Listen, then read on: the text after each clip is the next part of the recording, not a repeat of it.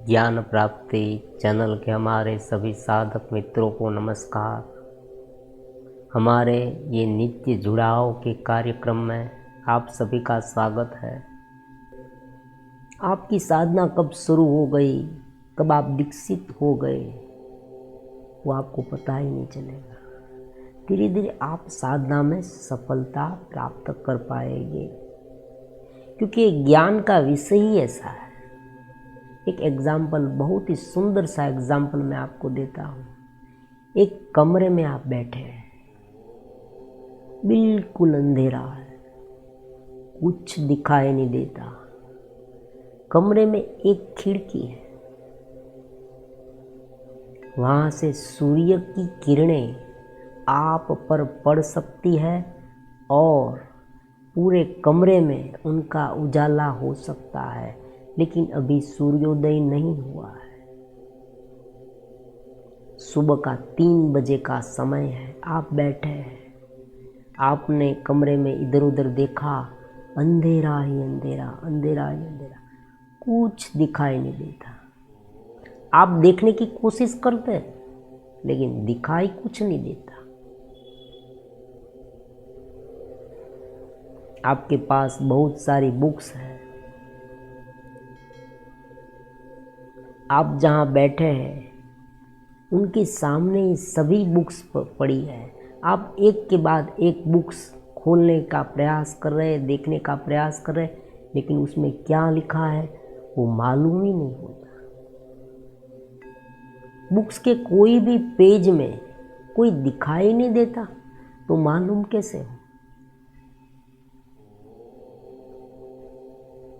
लेकिन जैसे जैसे जैसे सूर्योदय होता जाता है, सूर्य की एक छोटी सी किरण, एक आभा धीरे धीरे उस खिड़की के माध्यम से आपके कमरे में पड़ती है। प्रकाश धीरे धीरे बढ़ता जाता है। शुरुआत में आपको ये लगेगा, शुरुआत बहुत प्रारंभ है, आप कमरे में बैठे और सूर्य की एक आभा, एक प्रकाश की छोटी सी किरण, अभी किरण नहीं आई, लेकिन पृथ्वी पर जैसे पड़ी कि आपके कमरे में धीरे धीरे प्रकाश आना शुरू हो गया। एक थोड़ा सा उजाला, 6 o'clock, उस समय क्या होता है, एकदम आपको ये मालूम हो जाता है कि भाई कमरे में ये है, वो है, ये बुक्स पड़ी है, ये सब कुछ आपको मालूम हो जाता है। आप देख सकते हैं, लेकिन आपसे पढ़ नहीं पाते, अभी थोड़ा अंधेरा है, अभी इतना उजाला नहीं हुआ। लेकिन जैसे जैसे किरणें बढ़ती जाती है, एकदम क्लियरिटी बढ़ती जाती है।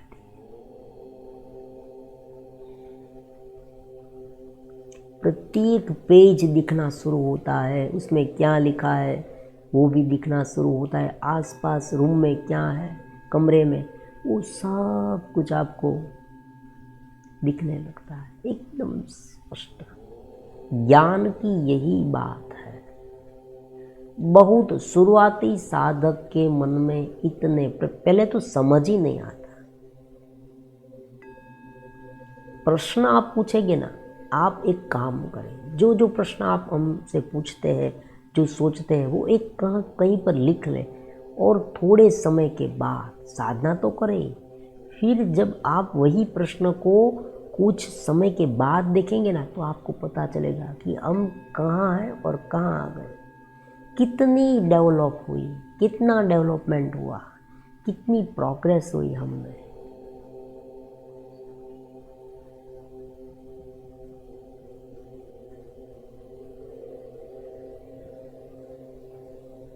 हम वही है, दृष्टा दृषि मात्र। योग शास्त्र का एक सुंदर सा श्लोक है, सूत्र है। दृष्टा दृषि मात्र, देखने की शक्ति है। आप चेतना है, आप आनंद है, शंका से मत देखें, आप आनंद है, आप चेतना है। लेकिन इस घेरे के साथ गिरने के कारण, लिंग शरीर के साथ गिरने के कारण ये अलग अलग दिख रहा है। अब आप ये भी कह सकते हैं इस घेरे के माध्यम से जो हमने देखा वो दृष्टा ने देखा। हाँ देखा, लेकिन घेरे के माध्यम से देखा।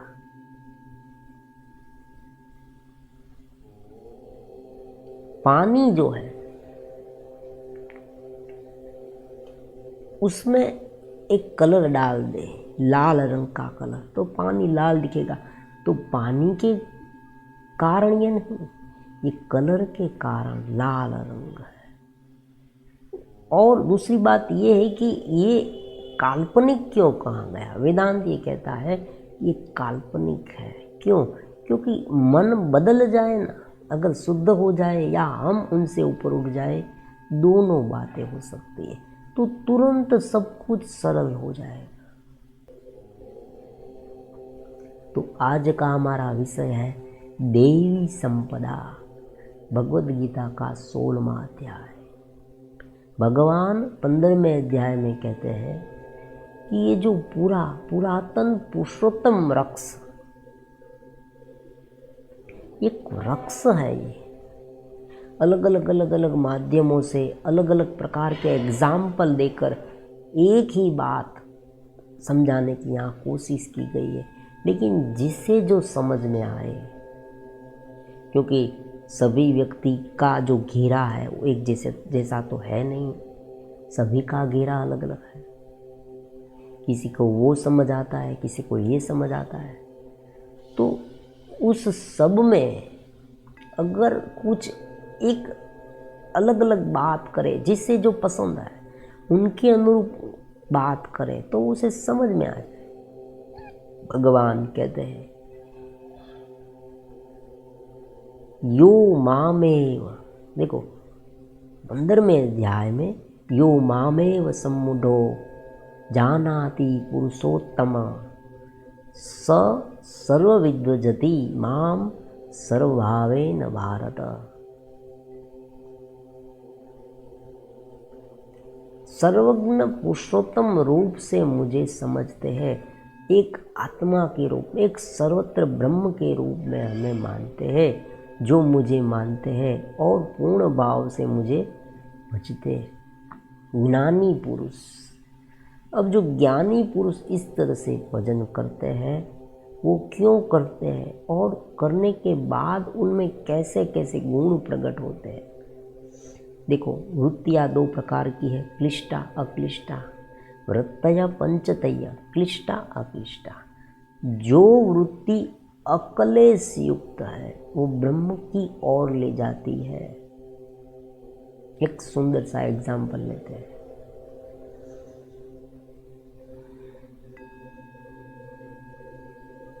आज पूरे दिन आपको एकदम दया, प्रेम, करुणा, सरलता ऐसे भाव जगे, तो आप पूरे दिन आपने जो सुबह साधना की थी वो साधना बरकरार रही।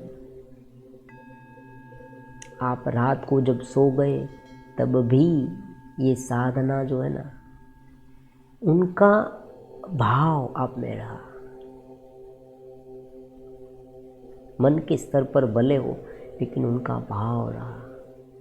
लेकिन उस समय आप में अलग अलग प्रकार के, मान लीजिए पूरे दिन क्रोध आया, ईर्ष्या आई, असंतोष बहुत आया, शंकाएँ बहुत उत्पन्न हुई, विह्वलता, काम में विह्वलता हुई, काम का अटैक हुआ, काम विषय का, तो अलग विषयों का अटैक हुआ और आप उसमें गिर गए।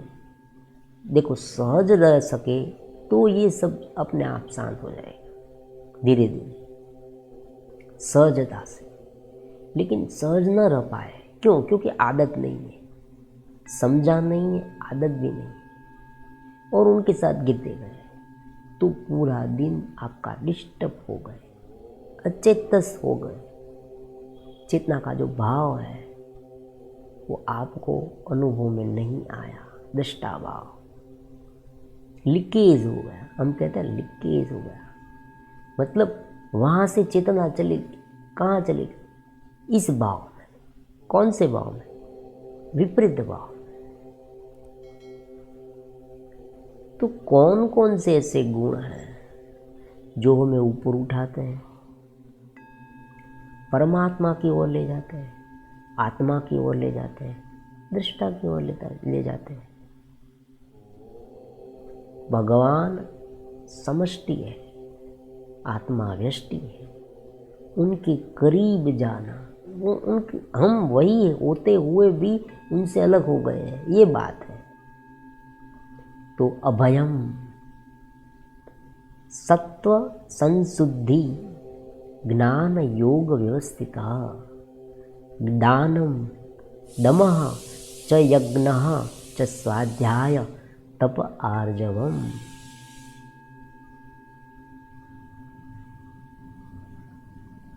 अभयम, अभय सिद्ध होता है। अभय क्यों होता है? भय क्यों लगता है? कुछ बिछड़ने का भय है, कुछ छीन जाए, हमारा नाश हो जाए। जितना नृत्य भाव में है, ये घेरे में है, घिरे हुए है, उतना भय ज़्यादा लगेगा। तो ये अभय जैसे जैसे लगेगा आपको, आप ऊपर उठे हैं। सत्व संशुद्धि का मतलब अंतःकरण की निर्मलता। देखो, जब तक शुद्धता नहीं है, वेदांत में यही बात है चित्त शुद्धि की। जब चित्त शुद्ध होता है तब ब्रह्म दर्शन जल्दी से हो जाता है, हमें अपने स्वरूप का अनुभव जल्दी से हो जाता है। क्यों ऐसा होता है? क्योंकि घेरा जितना मजबूत है उतना वो दृष्टा को छूटने नहीं देगा। वो दोनों आपस में है, एक दूसरे के साथ कनेक्ट है। घेरा है, दृष्टा है। जो दृष्टा जो है वो शुद्ध है, लेकिन घेरे के अनुसार वो दिखने लगता है। तो अगर घेरा इतना मजबूत होगा तो क्या होगा? वो उसे छूटने नहीं देगा, ऊपर उठने ही नहीं देगा। तो यहाँ पर सत्व संशुद्धि ज्ञान योग व्यवस्थित, ज्ञान और योग में व्यवस्थित। ज्ञान की बात समझे। देखो, ज्ञान और योग में क्या डिफरेंस है, जल्दी से यहाँ बीच बीच में बताते रहते हैं। योग है ना, वो मन को एकाग्र करने का एक साधन है, एक पद्धति है उनमें। योग में प्राण के लेवल पर कोई एक्सरसाइज आदि, मतलब कि प्राणायाम करना, मूल बंध, जालंधर बंध, उद्यान बंध, ये सब जो है प्राण और अपान को एक करना। हमने एक वीडियो लाया था, शांता नाम की स्थिति, विज्ञान भैरव तंत्र, 112 प्रकार की विधि, उसमें से बहुत सारी विधि इस प्राण के लेवल पर है। प्राण द्वादशांत से लेकर हृदय शांत तक जाए और हृदय शांत से द्वादशांत तक जाए, उनमें शून्य का भाव ढूंढे। उस तरह की धारणा से आप चित्त स्थिति जल्दी से प्राप्त कर पाएंगे। ये योग की धारणाएं हैं, प्राण की क्योंकि देखो यहाँ ये है कि अगर ज्ञान नहीं है, अगर हमने कुछ पढ़ा नहीं, तो धीरे धीरे धीरे धीरे मन को एकाग्र करे और वो अब आत्मा में लीन हो जाए। मतलब मन शांत होता जाए, मन को एक विषय में एक रूप हो। विषय मतलब कोई जगत विषय, ऐसी बात नहीं, कोई एक ज्ञान का विषय एकाग्र हो, तुरंत वो जो चेतना के साथ, जो चेतना के द्वारा कार्य करता है, उस चेतना में वो एक रूप हो जाता है। जिनके सहारे वो कार्य कर रहा है उनके साथ एक रूप होता है। मान लीजिए आपने ध्यान करना शुरू किया तो धीरे धीरे क्या होगा, अब जिस वस्तु पर, जिस पॉइंट पर ध्यान कर रहे हैं, एक ध्येय पदार्थ जो है, मंत्र है, मूर्ति है, रूप है, कोई विचार है, कुछ भी हो सकता है, तो धीरे धीरे उनका जो अर्थ है वो लुप्त होकर चेतना में लीन हो जाएगा। ये बहुत सूक्ष्म बात, ये सूक्ष्म बात कब पता चलेगी?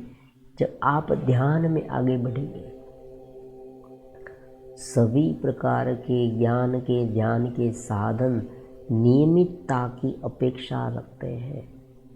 एक दिन में कुछ नहीं होता, 2 दिन, 3 दिन, 4 दिन, 5 दिन, धीरे धीरे जुड़ते जाए।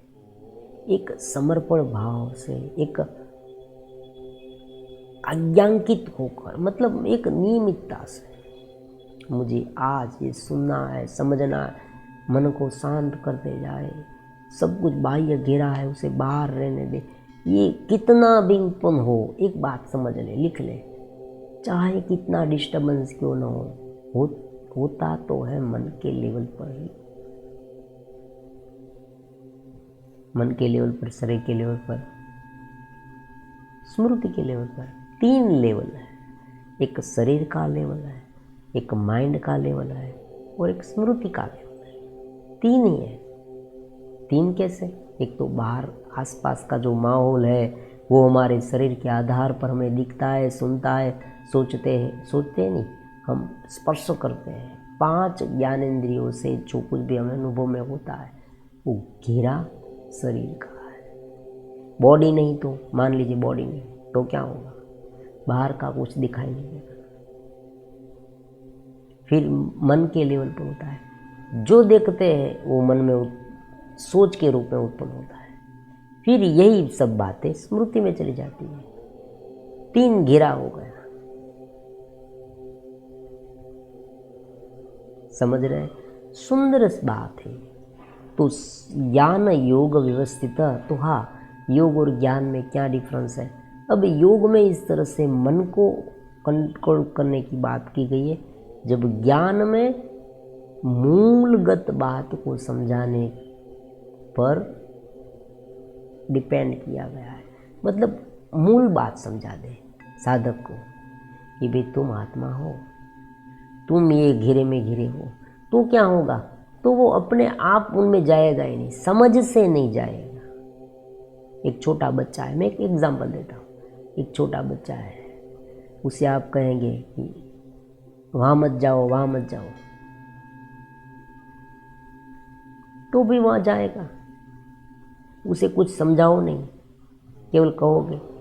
लेकिन आप उसे समझा दोगे कि भाई वहाँ तुम गिर जाओगे, वहाँ तुम्हें चोट आ जाएगी, वहाँ तुम्हें कुछ हानि होगी, इस तरह से आप उसे एक बार समझा दें तो वो स्वयं वहाँ नहीं जाएगा। ऐसी बात है। वैराग्य की भाव आप दबाव से उसे कहें या सहज भाव से समझा दें कि ये इंद्रिय का है, ये मन का है, ये बुद्धि का है, ये स्मृति का है, तो वहाँ क्या जाना।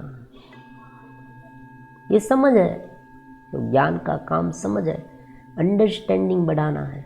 आप में अंडरस्टैंडिंग बढ़ गई, आप स्वयं समझने लगे, फिर अनुभव में लाए। अनुभव के लिए एक्सरसाइज, कुछ भी एक्सरसाइज कर सकते हैं। देखो, नाम स्मरण, कोई हमें साधक हमें कहता है कि भाई गुरुदेव नाम स्मरण करे, गुरुजी करो, प्राणायाम भी करो, नाम स्मरण कुछ भी करो, क्योंकि आपको ऊपर उठना है। ये आप साक्षी है। साक्षी भाव में जाने के लिए मन का घेरा, प्राण का घेरा जितना क्लियर होता जाए ना, ये मन, ये स्मृति का जो घेरा है ना, उसे क्लियर करने की बात है।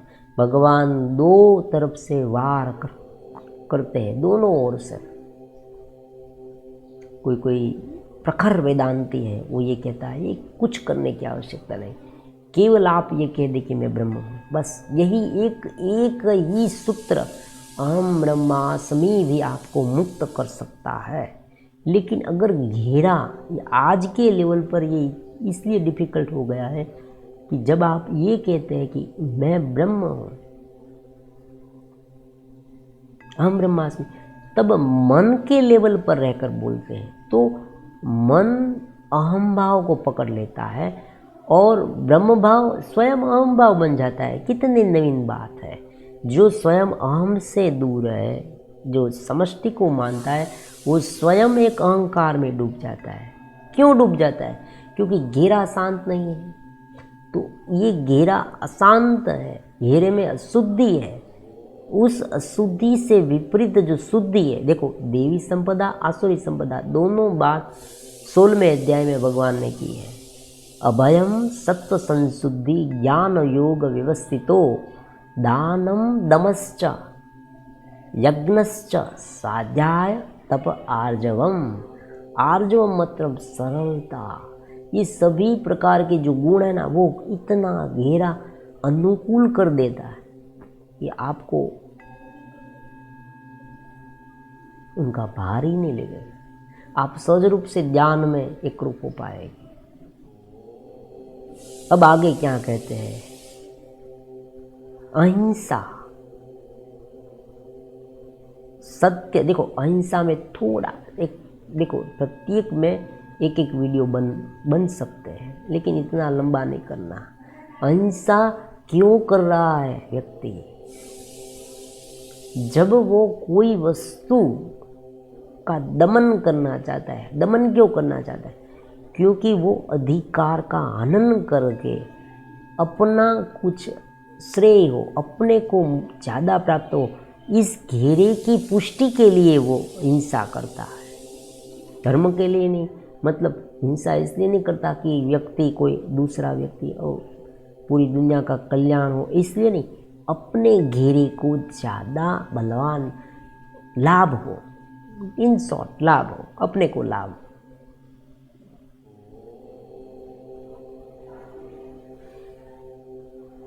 कोई एक व्यक्ति है, वो ये सोचता है कि अगर मैं इनका हक छीन लूँ तो मुझे ये फ़ायदा होगा, इतनी संपत्ति मिलेगी, इतना धन मिलेगा, सत्ता मिलेगी, ये सब उनके लिए वो उसे मार देना। मतलब केवल शारीरिक लेवल पर नहीं, उसे किसी भी तरह से दबा देना, उनकी आवाज़ दबा देना, उनका अस्तित्व मिटा देना, ये सब हिंसा है। मन से, वचन से, कर्म से हिंसा होती है। तो अहिंसा, सत्यम, क्रोध त्याग, अक्रोध। देखो अक्रोध, परमात्मा कितने शब्द। देखो आप भगवत गीता का प्रत्येक श्लोक हर रोज पढ़ेंगे तो बहुत मजा आएगा। अहिंसा, सत्यम, अक्रोध त्याग। अक्रोध त्याग, त्याग से तत्काल शांति होती है। परमात्मा ये भी श्लोक में कहते हैं भगवत गीता में, त्याग से तत्काल शांति। क्योंकि बार बार मन उलझता रहता है, छोड़ दो, मन से छोड़। बाहर तो कर्म होते रहेंगे, मन से छोड़ दो। जब भी कोई आपत्ति में आ जाए, कोई प्रश्न ज़्यादा सताने लगे, उसे छोड़ दो, शांत हो जाओ एक बार, अपने आप कोई विचार प्रगटेगा। इसीलिए आप देखना, आप पूरे दिन बहुत सोच सोच कर थक गए, रात को बहुत स्वप्न आए, फिर आप सो गए और धीरे धीरे जब सुबह उठे ना, तब कोई ऐसा विचार आपके मन में आएगा कि आपको कोई जवाब मिल जाएगा, उनका उत्तर मिल जाएगा।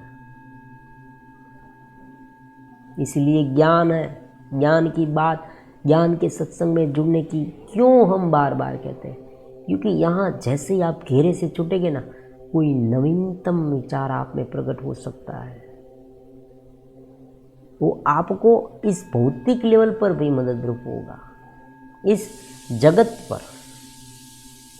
आध्यात्मिक लेवल और जगत का लेवल, दो लेवल आपके सामने है। देखो कोई हमारे सामने जो हमारे मित्रों हैं, वो सभी कोई सन्यासी नहीं और आवश्यकता भी नहीं, आप साधना करें। ज्ञेय नित्य सन्यासी न दृष्टि न कांक्षते।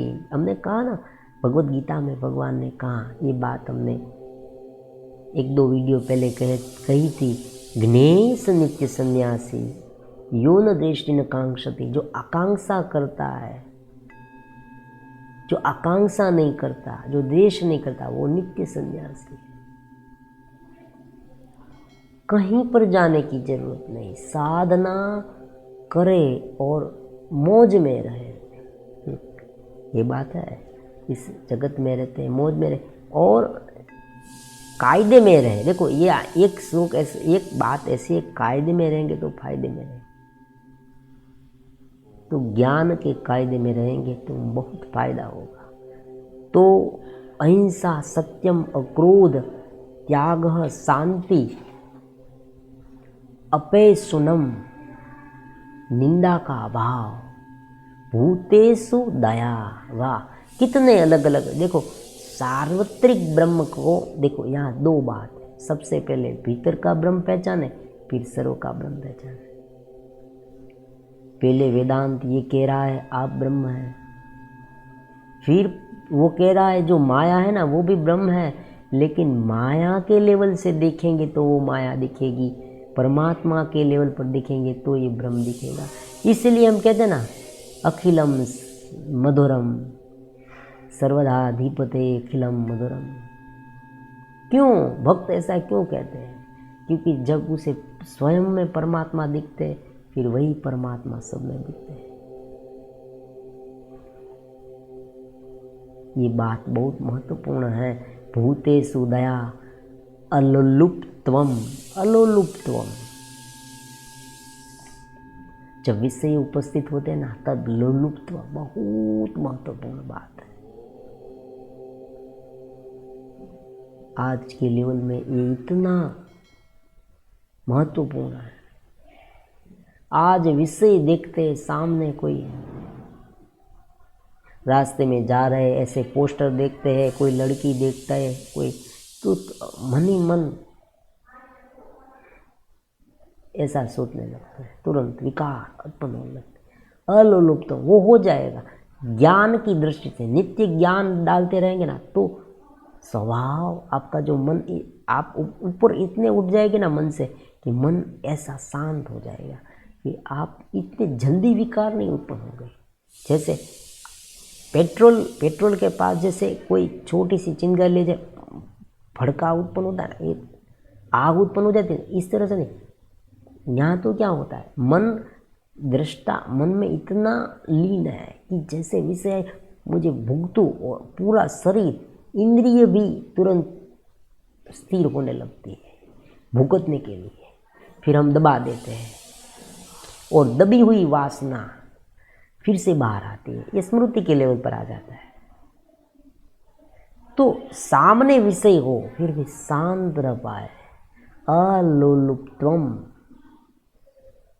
मार्दवम कोमलता, हीर, लज्जा, चापलम। आपने देखा होगा कभी कभी कोई लोग क्या करते हैं, मिलते रहते हैं इसे इस तरह से।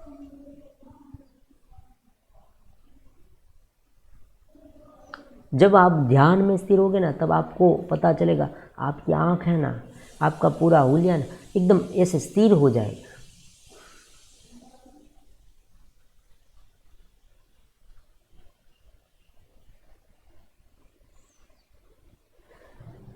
अभी अभी किसी ने कमेंट की कि आपने नशा किया है। हाँ ये बात है। देखो बहुत अच्छी बात करी उसने, नशा किया है आपने, नशा किया है ज्ञान का नशा, ऐसा लगेगा। क्योंकि दृष्टा भाव में जब रहेंगे तब जो घेरा है ना वो इतना हिलेगा नहीं, उनके साथ थोड़ा थोड़ा जैसे जैसे एक संवेदनाएं प्रकट होती ना, वो धीरे धीरे होगी।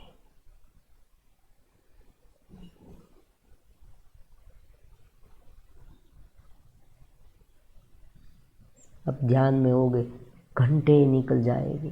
कभी कभी आपके पास थोड़ा टाइम है, एक दिन पूरा टाइम है, तो आप ध्यान में चले जाए, एकदम शांति से बैठ जाए। कमरा सभी लोग को कह दे, अपने संबंधियों को, रिलेटिव्स को कि भाई कोई यहाँ नहीं आना चाहिए, मुझे एकदम शांति से बैठने दें। आप बैठ जाए और धीरे धीरे इस घेरे को देखें, बस केवल शांत होते जाए, शांत होते जाए। शरीर से कंप्लीटली पर होने का अनुभव भी हो सकता है।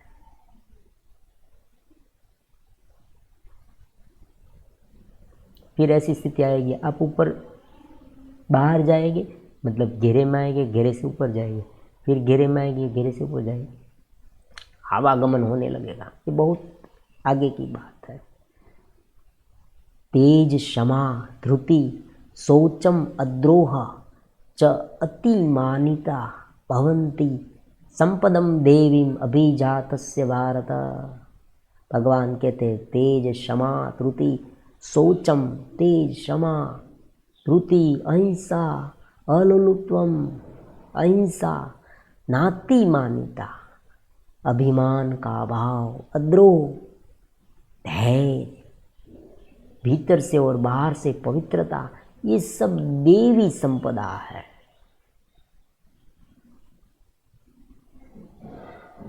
ये देवी संपदा का क्या यूज है? दोनों बात परस्पर आधारित है। आप जब ध्यान करेंगे, इस साधना में आगे बढ़ेंगे, तब धीरे धीरे ये गुण आप में प्रकट होंगे। आप में ये गुण प्रकट है तो आप साधना में आगे बढ़ पाएंगे। दोनों एक दूसरे के साथ मिले हुए। जो व्यक्ति दृष्टा भाव में चला गया, आप कोई लोग ऐसा भी कहते हैं तर्क करने वाले की कोई तंगी नहीं है यहाँ। तर्क तो कोई भी कर सकता है। कोई व्यक्ति ऐसा कहता है कि भाई तुम दृष्टा भाव में, मैं दृष्टा भाव में चला गया और किसी को मार डालूं तो बात तो है भाई, तुम दृष्टा भाव में चले गए तो तुम किसी को मारोगे क्यों? किसी को तब मारोगे जब आप घेरे में है, आपको उनसे कोई वैर है, निर्वैर, यहाँ तो निर्वैर है, तो आप दृष्टा भाव में है ही। जागृत स्थिति में रहकर क्रोध करना बहुत मुश्किल है।